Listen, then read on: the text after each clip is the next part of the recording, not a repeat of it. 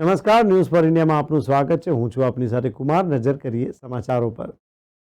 કિશોદના અજાબ ગામે વર્ષોથી પરંપરાગત યોજાતી વાલમની જાન સાથે ધૂળેટીની ઉજવણી કરવામાં આવી હતી। અજાબ ગામના ખેડૂતો દ્વારા દર વર્ષની જેમ છોકરાઓ જાનૈયા બની શણગારેલા વાહનમાં લેડીઝ કપડાની વેશભૂષામાં બેસીને ડીજેના તાલે ગામના લોકોની વિશાળ સંખ્યામાં જાન ગામની દરેક શેરીઓમાં વાજતે ગાજતે ફાગ ઉઘરાવે છે અને વરવધુને ચાંદલાની રકમ ગોઠ તરીકે ગિરિયાને અર્પણ કરવામાં આવે છે।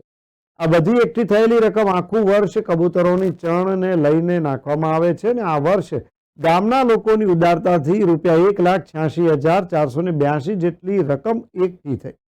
આ પ્રસંગે આજુબાજુના ગામના લોકો પણ ખાસ જાન જોવા પધારે છે અને એક ખાસ નિયમ પાળવામાં આવે છે કે ધૂળેટીના દિવસે લોકો કલરથી રમતા હોય છે, પરંતુ અહીં બહાર ગામના કોઈ મહેમાન આવે તો તેમના પર કલર ઉડાડવામાં નથી આવતો।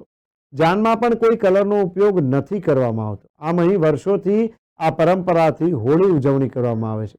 તો કેશોદના અજાબ ગામની આ એક અજાયબ વાત સામે આવી છે કે જેમાં પુરુષો જે છે તે સ્ત્રીઓનો વેશ ધારણ કરી અને જે કહી શકાય કે સમગ્ર શહેરમાં ફરતા હોય છે અને ત્યાં વર વધુને ચાંદલા કરી અને તેમની પાસેથી જે છે તે ઉઘરાણી કરવામાં આવે છે, તેમને પૈસા આપવામાં આવે છે અને આ વખતે તો કહી શકાય કે લગભગ 1 લાખથી પણ વધુ રૂપિયાની ઉઘરાણી કરવામાં આવી હતી, જે ઉદાર દાતાઓને બતાવે છે। અહીંયા આપણે સ્ક્રીન પર જોઈ શકીએ છીએ કે અજાબ ગામમાં કઈ રીતે આ આખી ઉજવણી કરવામાં આવે છે। આપણે જોઈ શકીએ છીએ કે જે પુરુષો છે તે જ સ્ત્રીના વેશમાં બેસે છે, પૂજા કરે છે, અર્ચના કરે છે અને જે કહી શકાય કે સમગ્ર શહેરમાં એ લોકો આ રીતે ફરતા હોય છે અને વરવધુને ચાંદલો કરીને તેમની પાસેથી જે ફાળો હોય છે તે ઉઘરાવતા હોય છે। આ એક અનોખી રીત છે। બહારગામથી પણ લોકો અહીં આવે છે, પરંતુ અહીં બહારગામના કોઈ પણ વ્યક્તિ ઉપર રંગ ઉડાડવામાં નથી આવતો। આ એક કહી શકાય કે એક અનોખી પરંપરા છે। સામાન્યતઃ આપણે જોઈ શકીએ છીએ કે અહીંયા બહેનો પણ કઈ રીતે ઉદાર હાથે ફાળો આપી રહી છે।